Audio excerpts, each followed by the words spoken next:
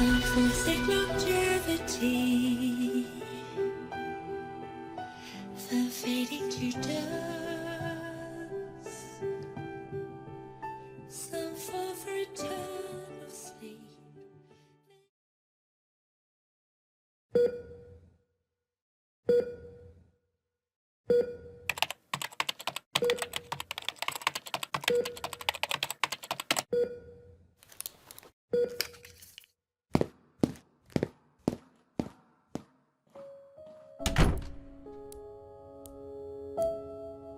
Are you sure about this? Won't you regret it? Is she the one? You will pay the price. You paid the price. When you and the world wake up.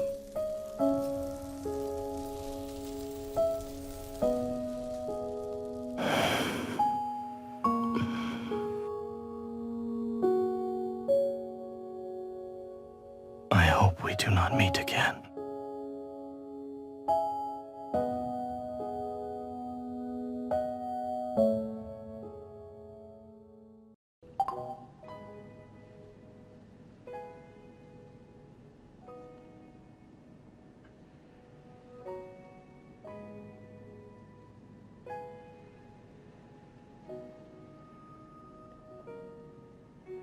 A pure white heart.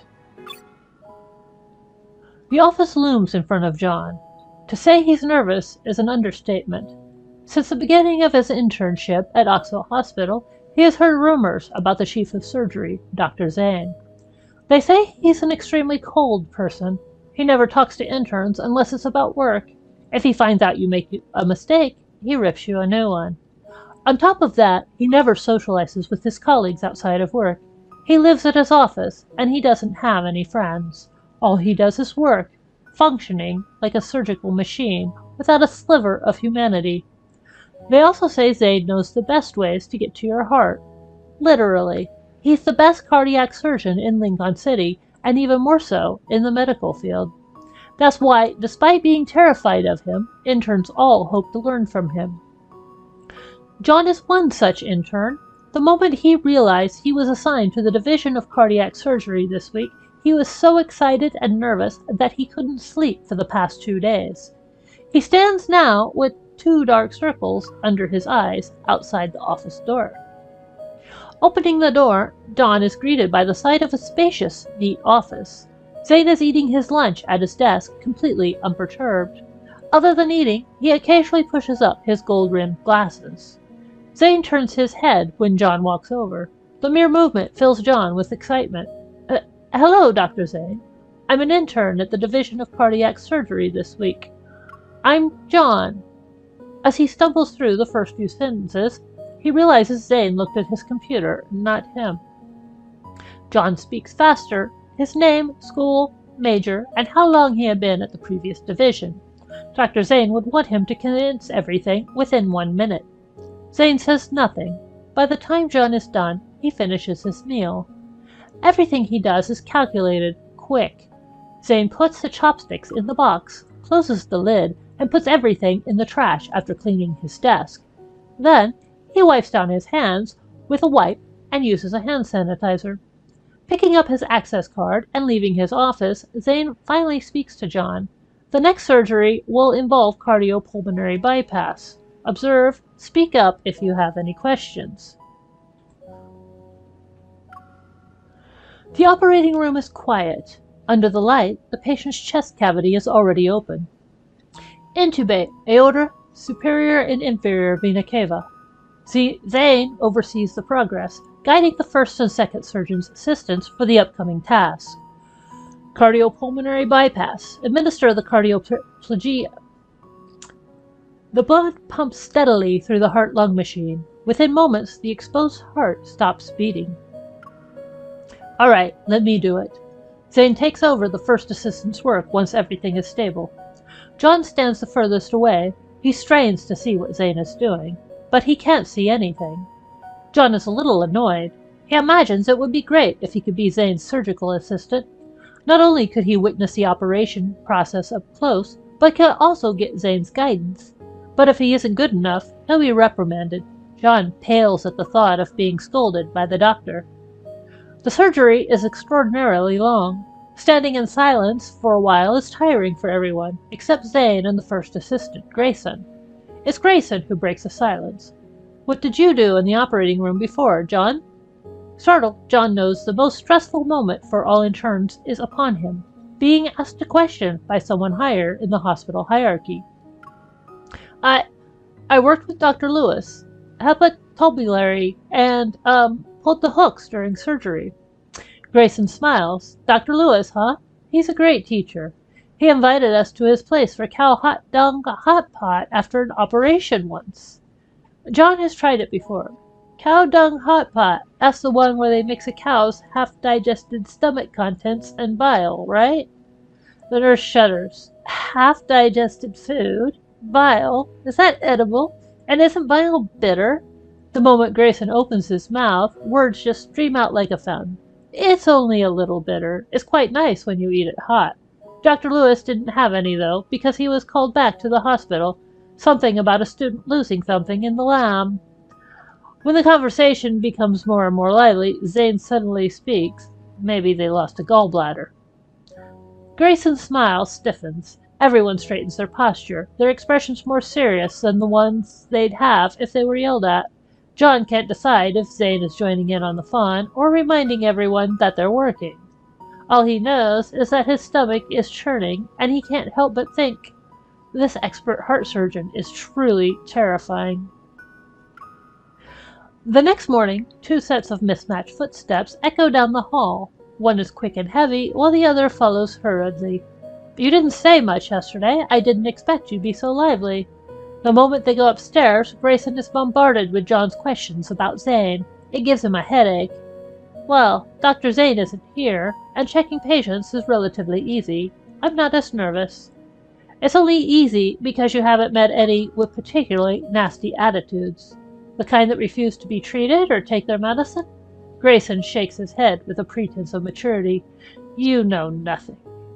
As they speak, they arrive at the door of Ward 3. When John notices where they are, he recalls relevant information. Zach, the patient in Ward 3's bed 12, underwent a heart valve replacement surgery last week. He has to stay in the hospital for 3 weeks for observation, and is expected to be discharged this week. Then what should I do if I encounter even... An unusual noise came through the door before John can even finish his question. Hurry! Careful now! Sir! You're going to hurt your teeth! Damn it! He's definitely causing trouble again. Grayson says as he pushes open the door. Help us! John follows inside. Inside, two nurses are holding down Zach, tying him down. By the time Grayson approaches them, the nurses have tightened the last strap. Another nurse reaches for whatever he's biting down on. He resists, twisting and turning as he cries out. What happened to the special care we were supposed to give? Grayson asks. What's in his mouth? An access card. The nurse is sweating from tying up Zach, or maybe from anger. He took it when I wasn't looking. John looks at Zach, who is unable to move, but still restless. Do we need sedatives? He has a history of cerebral infarction, so let's avoid that if possible. Leave it to me. Grayson maneuvers behind the nurse on the left and reaches for the access card, tightly clenched between Zach's teeth. Zach mumbles something incoherent, but from his tone it's clear that he's saying he'd swallow the card if anyone tries to take it from him. The access card is small. If he really wants to, he could definitely do it. Grayson doesn't want to force it, so he backs off.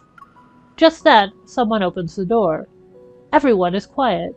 Only Zach, who has his eyes closed, is still crying out. Zayne nears the bed and knocks on the bedside table. Where does it hurt? The moment he speaks, Zach stops moving. Opening his eyes, Zach catches a glimpse of Zayne. The old man swallows his cry, and the only thing that can be heard is his unsteady breathing. After a while, Zach tucks his chin in and looks away. Within moments, he goes from a stubborn old man to a guilty child. Zayne points at his mouth. Zach loosens his jaw, but he still holds on to the access card. Spit it out. Zayne sounds calm, but everyone around him shudders at his words. Zach finally spits out the card. He quickly begins to talk. I'm so bored, no one would talk to me, so I thought... Zayne looks at the old man and says nothing, his eyes revealing nothing. I'll stay with you.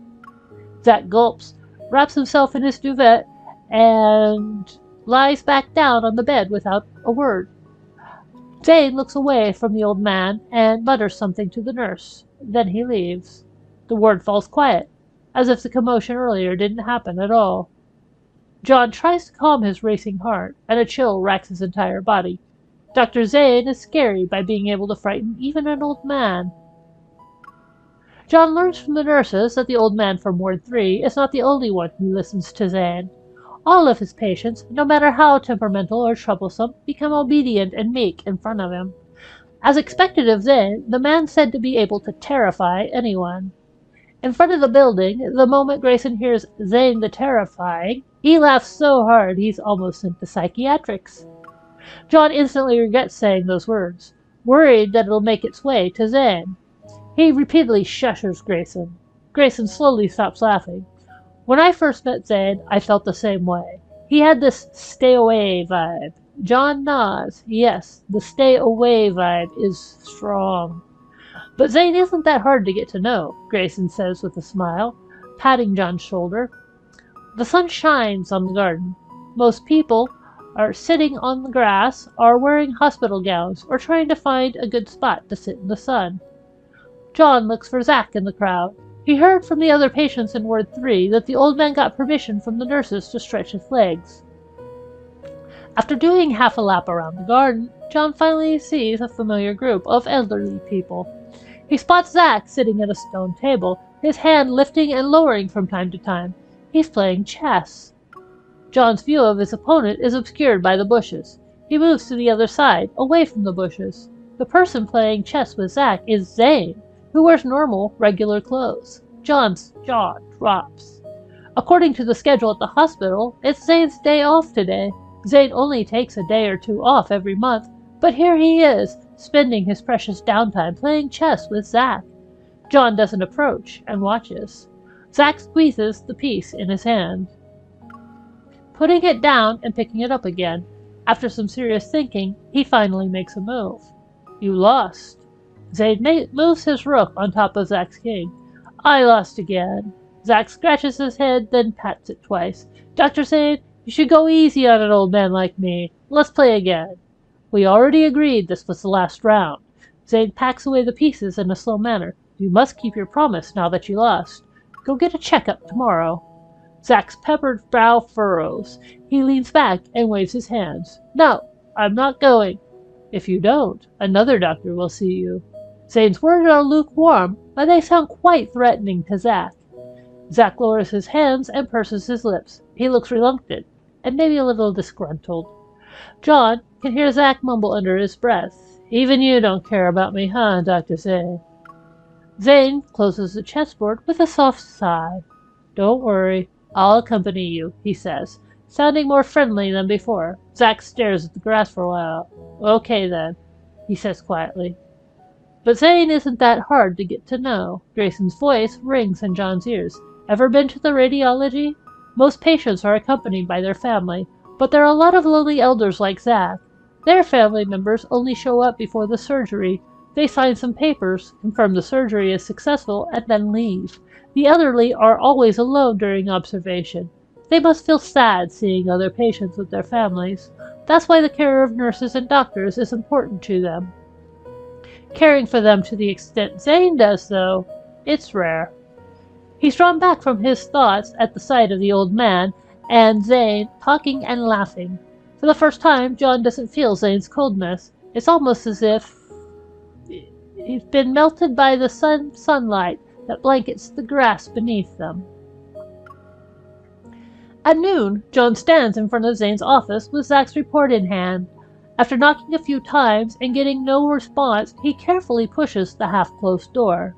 Inside, Zayne is leaning back against his chair. His eyes are closed, appearing to be asleep. John tiptoes into the office and places the report on the table. Zayne doesn't move, nor does he open his eyes. Has his afternoon surgery started? Not yet. It's an hour away. You still have time to rest, John says quickly. Zayne lets out a soft and sits up. Remember to check on bed 32, he says, as he wipes his brow. Okay. John has already memorized every patient in the hospital. Bed 32 is Jean, and they checked on her yesterday. But Zayne continues, call her family and tell them they must come with her to her examination tomorrow morning. Understood. John knows Jean's examination tomorrow includes an enhanced CT scan that requires a contrast agent. If they can't make it, you go with her. Right, John says after a pause. Zayne notices John's brief hesitation. Is there a problem, he asks, glancing at him. John, no longer as scared of Zayne as before, speaks, albeit still a little wearily. Jean doesn't seem to trust me that much. Wouldn't be a bit... Zayne thinks for a bit. When I first started, I did a lot to earn the trust of my patients. They know who actually cares about them. After a few beats of silence, John says, I understand. Every intern is prone to be influenced by powerful teachers. That's why, at this moment, John feels Zayne's teachings have been ingrained into him. The next morning, as John is taking Jean back to the ward, his phone starts ringing. The caller ID shows us a nurse from the Division of Cardiac Surgery. The nurse speaks concisely through the phone. Zayne's second assistant is unwell. John is to replace him immediately. The info takes John by surprise. He struggles to process it and is a little stunned. It isn't until he's changed into his lab coat does he truly realizes he has the opportunity to be Zayne's assistant. After confirming that he has properly put on his mask, cap, and shoes in the mirror, John sanitizes his hands and watches as the door to the operating room slowly opens before him. Under the light, Zayne stands by the operating table. Beside him, there is an empty spot where the second assistant should be. John can hardly believe it. He is actually allowed to stand there. It's a heart transplant surgery, with a difficulty akin to walking on a tightrope on a cliff. Any small mistake could result in severe bleeding for the patient. John carefully observes and performs his assigned task, and when it comes to the crucial moment, he doesn't even dare to blink. He watches as Zayne's hands skillfully manipulate the surgical tools, implanting the artificial heart and completing the positioning of the other devices. Everything is ready, and the pump has been turned off. Now all that's left is to wait for the heartbeat. 1, 2, 3... John holds his breath and focuses, silently counting the seconds in his mind. It feels like a century. Then the data appears. The patient's heart beats once more. The artificial heart is working. A man deemed to be dying in the medical field is alive again. Although John had a thorough understanding of this technique back in med school, he now realizes that theory is no match for practice. This experience is surreal, leaving him in awe. He can't help but look at Zayne, trying to find a similar excitement in the surgeon's eyes, but Zayne simply announces the success of the surgery calmly. Then he turns and walks away from the operating table. That's right, Dr. Zayne should be used to this type of surgery by now. After leaving the operating room, John still can't help but want to talk to Zayne. Before Zayne can leave, John asks hesitantly, Dr. Zayne, why did you call for me today? Zayne continues washing his hands without even looking up. You needed to write a paper about this subject. John is taken aback, his gratitude preventing him from fully expressing himself. He settles for a simple, thank you, Dr. Zayne. As his time at the Division of Cardiac Surgery approaches its end, John is reluctant to leave. His fear of Zayne has, little by little, begun to melt in the warm sun since that day in the garden, completely disappearing in the operating room. The day before he's scheduled to leave, a student who is about to be rotating in approaches him and asks, how was it to work with Dr. Zayne? I heard he's scary, but he's a really good surgeon. I'm conflicted. Now, hearing others describe Zayne as scary makes John want to defend him. Don't listen to them. Dr. Zayne isn't scary at all. John is at a loss for words, and despite rattling his brain for half a day, all he can say is this. He's the best doctor I've ever had the pleasure to meet.